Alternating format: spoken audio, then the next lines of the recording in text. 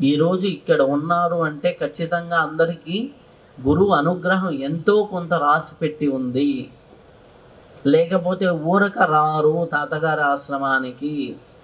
నేను ఇన్ని ఆశ్రమాలు ఇంటర్వ్యూలు చేసిన తర్వాత, ఇన్ని వందల గురువుల్ని కలిసిన తర్వాత, నీవు టాప్ 10 ఆశ్రమాల పేర్లు చెప్పమంటే ఖచ్చితంగా తాతగారి ఆశ్రమం నేను చెప్తాను. ఇంతమందిని చూసిన తర్వాత నేను చెప్తున్నా. 10 మందిలో మారెళ్ళ రామకృష్ణ గారు, పత్రిజీ గారు, తాతగారు, వీళ్ళందరూ నా జీవితాన్ని మార్చిన వాళ్ళు.